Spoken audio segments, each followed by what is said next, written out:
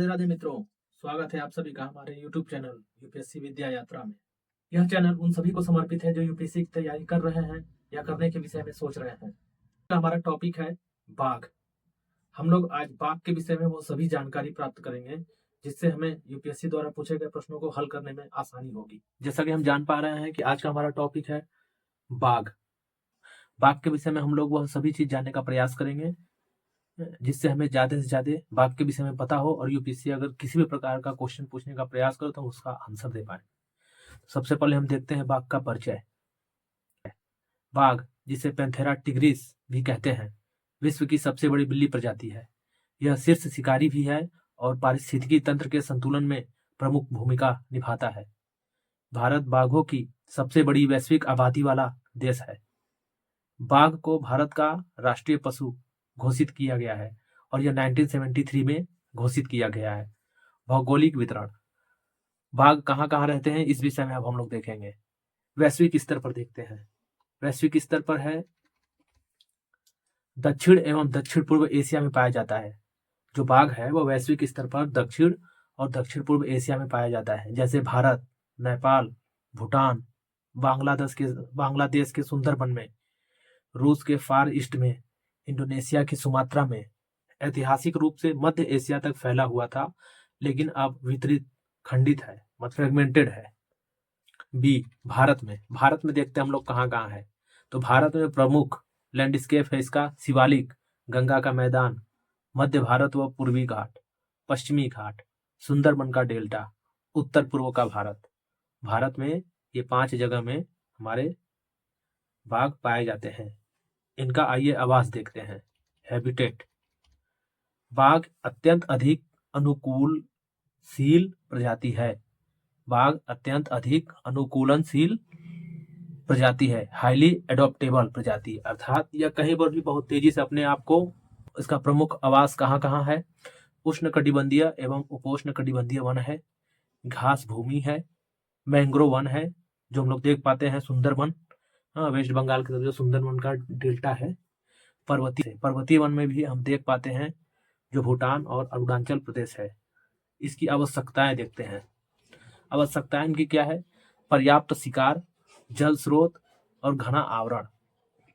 आवश्यकताएं अर्थात कि इनको कहीं पर भी किस किस चीज की आवश्यकता पड़ती है, अर्थात इनको रहने के लिए क्या क्या ज्यादा, या इनको रहने के लिए किस किस चीज की आवश्यकता अधिक है। तो वह है पर्याप्त शिकार, जल का स्रोत और घना आवरण, हर तरफ से घना होना चाहिए।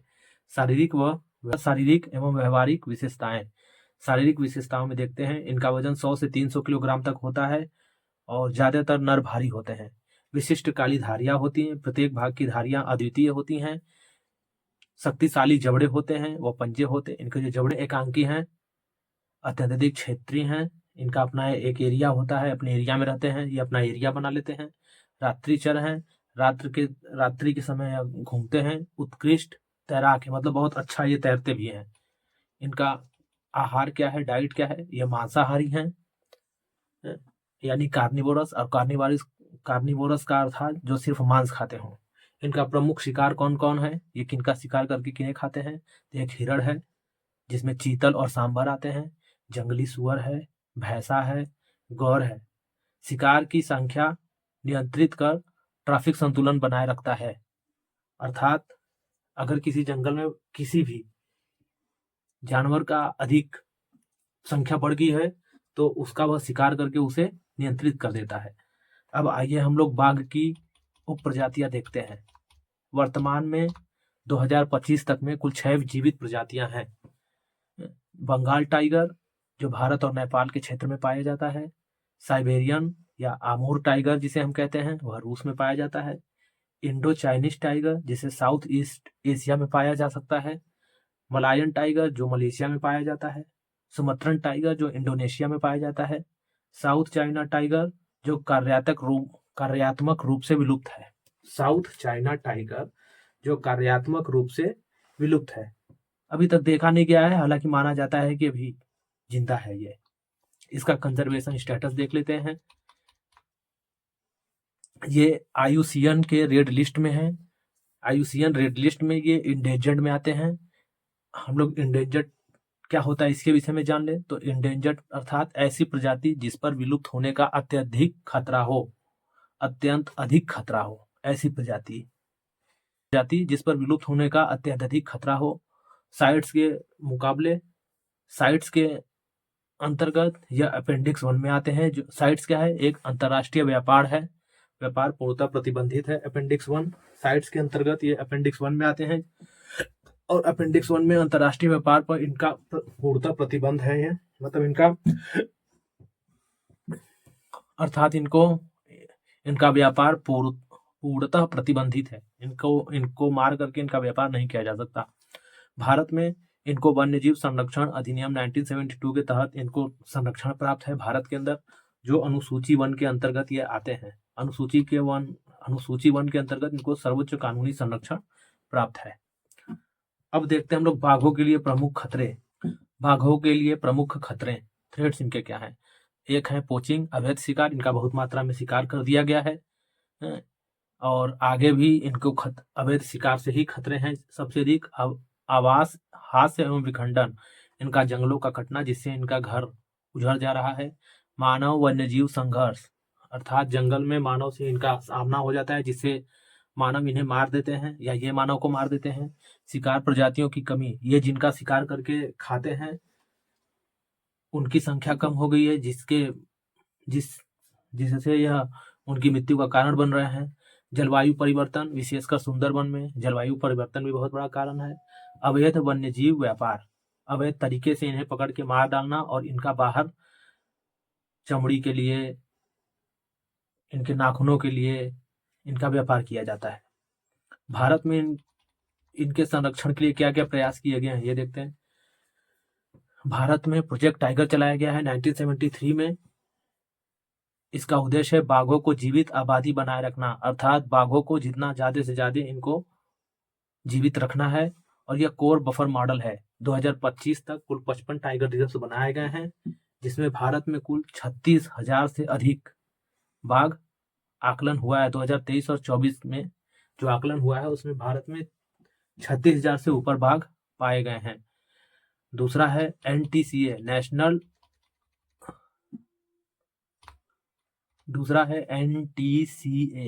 National tiger conservation authority. यह भारत द्वारा चलाया गया है जो नेशनल टाइगर कंजर्वेशन अथॉरिटी। इसे वाइल्ड लाइफ प्रोटेक्शन एक्ट संशोधन 2006 के तहत स्थापित किया गया है।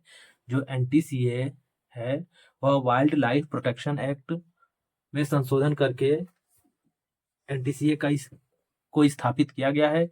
इसका कार्य क्या है, इसका कार्य है नीति निर्माण करना, मतलब रूल्स बनाना की। दूसरा निगरानी रखना, M-STRIPS के द्वारा इसके ऊपर निगरानी रखना। राज्यों को तकनीकी व वित्तीय सहायता देना, राज्यों को तकनीकी मतलब जो नए नए टेक्नोलॉजी आ रहे हैं उसको और पैसा पूर्ति करना, इसकी सहायता देना। अन्य पहल देखते हैं इसके क्या है। कैट्स ग्लोबल टाइगर स्टैंडर्ड्स है, ट्रांस बाउंड्री सहयोग है, Nepal India Bhutan eco development programme है। इन चीजों के द्वारा हम भारत में बाघों का संरक्षण करने का प्रयास कर रहे हैं। अब देखते हैं बाघों का पारिस्थितिकी महत्व क्या है। बाघ एक कीस्टोन स्पीसीज है जो पूरी खाद्य श्रृंखला को प्रभावित करता है। यह शाकाहारी जनसंख्या को नियंत्रित करता है। जंगल में अगर वन में बहुत ज्यादा शाकाहारी जीवों की मात्रा बढ़ गई है तो यह उसे नियंत्रित करता है उनका शिकार करके। वन संरचना व जैव विविधता का संरक्षण करता है। हेल्दी टाइगर पॉपुलेशन बराबर healthy tiger population equal to healthy forest ecosystem. ऐसा यह माना जाता है पारिस्थितिकी महत्व के हिसाब से कि हेल्दी टाइगर पॉपुलेशन है, अगर जितना ज्यादा टाइगर का पॉपुलेशन है उतना ही अच्छा उस वन का इकोसिस्टम है। ऐसा माना जाता है कि अगर कहीं किसी भी वन में अगर जितना अधिक टाइगर पाए जाएंगे वहां का फॉरेस्ट का इकोसिस्टम उतना ही अच्छा होगा। एक खास बात हम लोग देखेंगे कि बाघ के झुंड, जो बाघ का ग्रुप होता है उसका नेतृत्व कौन करता है, तो बाघ के झुंड का नेतृत्व कोई भी नहीं करता है। ठीक, बाघ के झुंड का नेतृत्व कोई भी नहीं करता है, इनके झुंड का कोई भी नेता नहीं होता है। क्यों? क्योंकि हम लोग शुरू में पढ़े थे कि बाघ एकांकी है, बाघ हमेशा अकेले रहना पसंद करता है। अब आइए हम लोग इसे थोड़ा सा एग्जाम के नजरिए से थोड़ा विस्तार से देख लें। ठीक, बाघ एकांकी जीव है। प्रत्येक वयस्क बाघ अपना अलग अलग क्षेत्र रखता है। अगर 10 बाघ है तो उन 10 बाघों का अलग अलग क्षेत्र होगा। उसी क्षेत्र में अकेले शिकार करता है। उस क्षेत्र में जितना वो अपने क्षेत्र में अपना शिकार करता है।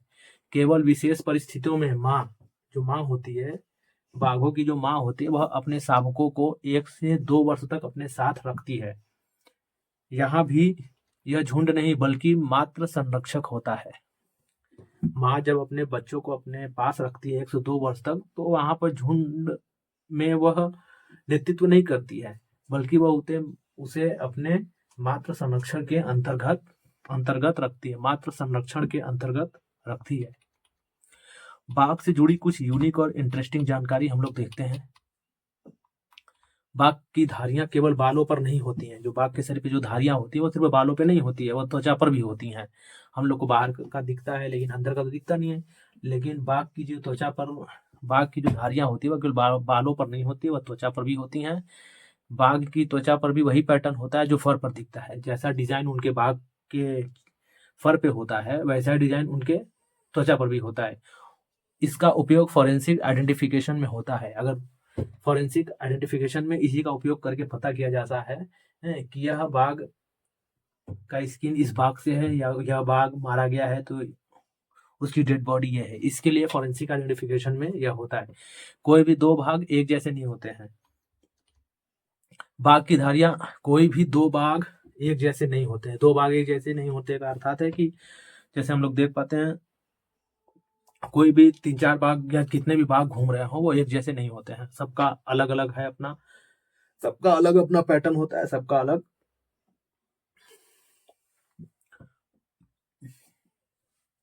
कोई भी 2 बाघ एक जैसे नहीं होते हैं। सभी बाघों की धारियां अलग अलग होती है। जैसे सभी इंसानों का फिंगरप्रिंट अलग अलग होता है, उसी तरह इसी आधार पर camera trapping, M stripes monitoring और पॉपुलेशन एस्टिमेशन की जाती है। इनकी धारियों के आधार पर ही इनको कैमरा ट्रैपिंग के द्वारा, एम स्ट्रिप्स मॉनिटरिंग के द्वारा, पॉपुलेशन एस्टिमेशन के द्वारा इनके ऊपर नजर रखी जाती है। अब देखते हैं, बाघ तैराकी में शेर से बेहतर होता है। जो शेर होता है, शेर के मुकाबले बाघ बहुत अच्छा तैराक होता है, बहुत अच्छे से वो तैरता है। और सुंदरबन में बाघ नदी पार करता है। सुंदरबन का जो है, सुंदरबन है ना, वो बाघ तैर के नदी भी पार कर लेता है। मैंग्रोव द्वीपों के बीच चलता है। जो मैंग्रोव का वहां द्वीप है उसके बीचों बीच चलता है। उसका मन करेगा तो उस तरफ घूमेगा भी, आ भी जाएगा। यही कारण है कि सुंदरबन में ह्यूमन टाइगर कन्फ्लिक्ट ज्यादा है। अब द्वीपों पे इंसान रहते होंगे तो जब यहाँ से बाघ द्वीप पर चला जाता है तो ह्यूमन टाइगर कन्फ्लिक्ट हो जाता है, आमने सामने हो जाते हैं। उसी में इंसान भी मारा जाता है, बाघ भी मारे जाते हैं। बाघ दहाड़ने के साथ साथ गुर्राते हैं, की आवाज भी निकालता है। बाघ दहाड़ता भी है और गुर्राता भी है, दोनों काम करता है। बाघ कब कब करता है तो माँ करती है अपने बच्चों के साथ शावकों के बीच, गुर्राती है, दहाड़ने काम करती है, और मेटिंग सीजन में गुर्राने और दहाड़ने का काम करती है। बाघ का शिकार करने का सक्सेस रेट बहुत कम होता है। जो बाघ का जो शिकार किया जाता है उसका सक्सेस रेट बहुत कम होता है। बाघ का शिकार सफल होने की संभावना 10 से 15% होती है। हर 10 प्रयास में केवल 1 या 2 बार कोई भी शिकार अगर करना चाहे तो हर 10 प्रयास में केवल 1 या 2 बार सफलता प्राप्त करता है। इससे प्रे पॉपुलेशन पर ओवर प्रेशर नहीं पड़ता। इससे प्रे पॉपुलेशन पर ओवर प्रेशर नहीं पड़ता है।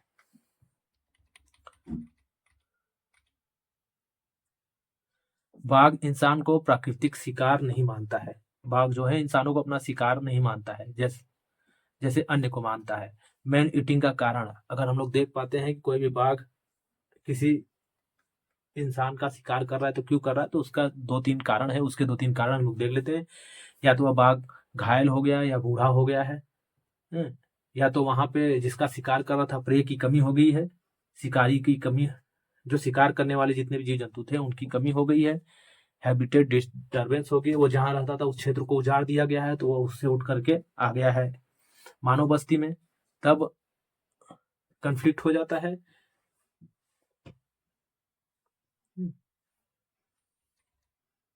अब हम लोग देते हैं भारत में बाघ संरक्षण ग्लोबल सक्सेस स्टोरी। 2010 में ग्लोबल टाइगर पॉपुलेशन 3200 था और भारत में बाघ संरक्षण नियम जो लाए गए थे उसके तहत 2023 और 24 में भारत में 3600 प्लस बाघ पाए गए हैं। 3200 से इधर 2023 और 24 में 13-14 साल में हम लोग देख पाते हैं कि करीब 400 से प्लस बाघ और एक्स्ट्रा हुए हैं, जो 3600 से अकेले 3600 से ऊपर बाघ है। भारत में ही अकेले 3600 से ऊपर बाघ है। भारत अकेला देश है जिसने टारगेट से पहले पॉपुलेशन डबल की है। भारत एकमात्र अकेला देश है जिसने टारगेट से पहले ही पॉपुलेशन को डबल कर दिया है। देखते हैं अब हम लोग, बाघ एक फ्लैगशिप स्पीसीज भी है और की स्टोन स्पीसीज भी है। फ्लैगशिप के विषय में हम जानते हैं, कंजर्वेशन अवेयरनेस। फ्लैगशिप का अर्थात होता है कंजर्वेशन अवेयरनेस, और की स्टोन उसे कहते हैं जो इकोसिस्टम को बैलेंस करता है। तो बाघ एक की स्टोन भी है और बाघ एक फ्लैगशिप स्पीसीज भी है। यह दोनों है। यह डुअल रोल अक्सर पूछा भी जाता है, इस वजह से मैंने यहाँ नोट कर दिया है कि वैसे में डुअल रोल पूछा जा सकता है। तो बाघ एक फ्लैगशिप स्पीसीज भी है और एक की स्टोन स्पीसीज भी है। सभी टाइगर रिजर्व्स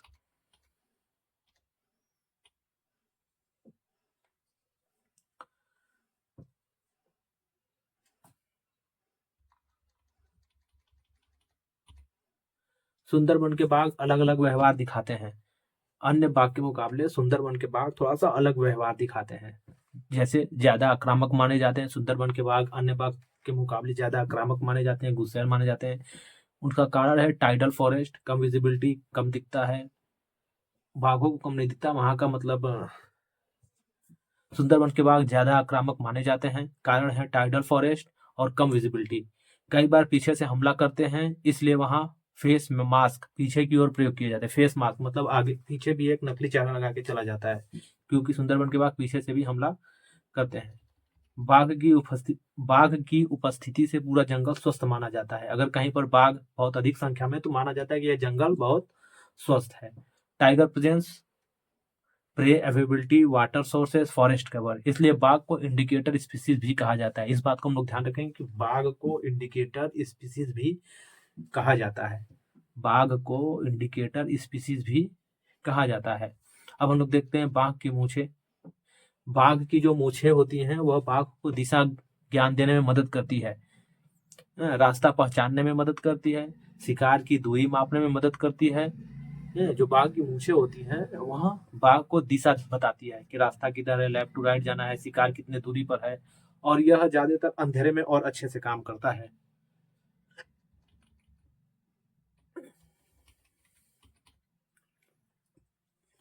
अब हम लोग देखते हैं भारत में कुल कितने टाइगर रिजर्व्स हैं। तो 2025 तक भारत में कुल 58 टाइगर रिजर्व्स हैं। ये 18 राज्यों में फैले हुए हैं और प्रोजेक्ट टाइगर के तहत एनटीसीए द्वारा नामित किए गए हैं। टॉप जो टाइगर रिजर्व है वो मैं बता देता हूँ।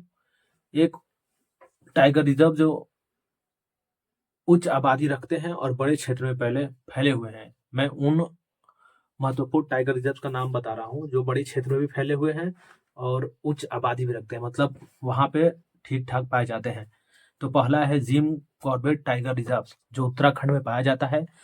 और हम लोग देखेंगे कि यह पहला टाइगर रिजर्व है और सबसे अधिक टाइगर की जो संख्या है, डेंसिटी है, वो जिम कॉर्बेट टाइगर रिजर्व में पाए जाते हैं, जो उत्तराखंड में है। दूसरा है सुंदरबन टाइगर रिजर्व, जो पश्चिम बंगाल में पाए जाते हैं।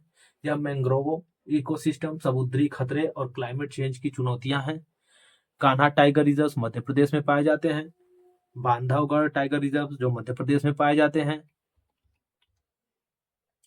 पेंच टाइगर रिजर्व जो महाराष्ट्र और मध्य प्रदेश दोनों के बीच में है।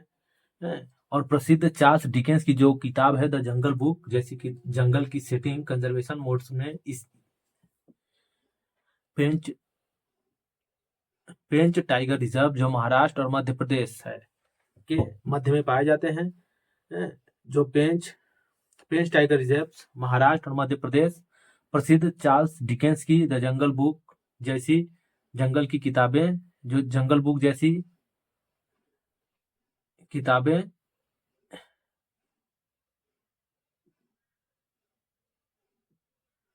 पेंच टाइगर रिजर्व महाराष्ट्र मध्य प्रदेश, प्रसिद्ध चार्ल्स डिकेंस की द जंगल बुक जैसी जंगल की सेटिंग कंजर्वेशन मॉडल्स में उपयोगी हैं। नागा अर्जुन सागर श्रीशैलम टाइगर रिजर्व, यह आंध्र प्रदेश तेलंगाना में है। जो सबसे बड़ा क्षेत्रफल वाला टाइगर रिजर्व है भारत का, जो भारत का सबसे बड़ा क्षेत्रफल वाला टाइगर रिजर्व है वो है नागार्जुन श्रीशैलम टाइगर रिजर्व। अब हम लोग देखते हैं पीलीभीत टाइगर रिजर्व जो उत्तर प्रदेश में है, और काजीरंगा टाइगर रिजर्व जो असम में है। कुछ अन्य प्रमुख टाइगर रिजर्व हम लोग देख पाते हैं, रणथंभौर है जो राजस्थान में है, तदोबा अंधारी जो महाराष्ट्र में है, दुधवा उत्तर प्रदेश में है, मेलघाट महाराष्ट्र में है, अमराबाद तेलंगाना में है। अब हम लोग कुछ सोर्स पॉइंट्स जान लेते हैं। संख्या 2025 में 58 टाइगर रिजर्व भारत में है। सबसे बड़ा नागार्जुन श्रीशैलम टाइगर रिजर्व है जो आंध्र प्रदेश तेलंगाना है। सबसे पुराना है जिम कॉर्बेट टाइगर रिजर्व है जो 1973 में बना था। और प्रमुख राज्य है मध्य प्रदेश में सबसे अधिक 9 टाइगर रिजर्व हैं। वह राज्य मध्य प्रदेश में सबसे अधिक टाइगर रिजर्व हैं, 9 टाइगर, जो 58 है, 58 में 9 टाइगर रिजर्व मध्य प्रदेश में पाए जाते हैं। अब हम लोग यूपीएससी आंसर फ्रेम सैंपल में भी एक बार देख सकते हैं। क्वेश्चन है भारत में टाइगर रिजर्व की वर्तमान स्थिति और कुछ प्रमुख अभ्यारण्यों का उल्लेख कीजिए। तो हम लोग उत्तर लिख पाते हैं कि भारत ने 1973 में प्रोजेक्ट टाइगर की शुरुआत के बाद से टाइगर कंजर्वेशन को प्राथमिकता दी है। मार्च 2025 तक देश में कुल 58 टाइगर रिजर्व नामित हैं जो लगभग 2.3 से 2.5% राष्ट्रीय भू क्षेत्र में फैले हैं। इनमें उत्तराखंड का जिम कॉर्बेट टाइगर रिजर्व सबसे पहला और प्रमुख उदाहरण है, जबकि नागार्जुन सागर श्रीशैलम टाइगर रिजर्व क्षेत्रफल के हिसाब से सबसे बड़ा है। मध्य प्रदेश, महाराष्ट्र, कर्नाटक जैसे राज्यों में प्रमुख अभ्यारण्यों के साथ ही सुंदरबन, पेंच, बांधवगढ़, काजीरंगा और रणथंभौर जैसे रिजर्व भारत के टाइगर संरक्षण और जैव विविधता के दृष्टिकोण से अत्यंत महत्वपूर्ण है। यह मैंने एक आंसर फ्रेम किया है, इसे आप अपने हिसाब से भी देख सकते हैं। इतनी जानकारी किसी बाग के उपयोग में अगर आए तो हम इसको अच्छे से सॉल्व कर सकते हैं। बाग के द्वारा अगर बाग से अगर किसी प्रकार का प्रश्न आए तो अगर हम इसे अच्छे से रिवीजन कर लें तो इससे हमारा लगभग सभी आंसर सॉल्व हो जाएंगे। तो हमें इसे अच्छे से रिवीजन करना है, मन लगा के पढ़ाई करना है, और फिर हम लोग देखेंगे आगे कितने प्रश्न इसके, अगर यूपीएससी द्वारा इसे प्रश्न पूछा जाता है तो हम लोग देख पाएंगे कि इससे हम लोग कितना आंसर निकाल पाते हैं। अगर यह वीडियो आपको अच्छा लगे तो इसे लाइक, शेयर और सब्सक्राइब करें, और मिलते हैं हम लोग नेक्स्ट टॉपिक में। धन्यवाद।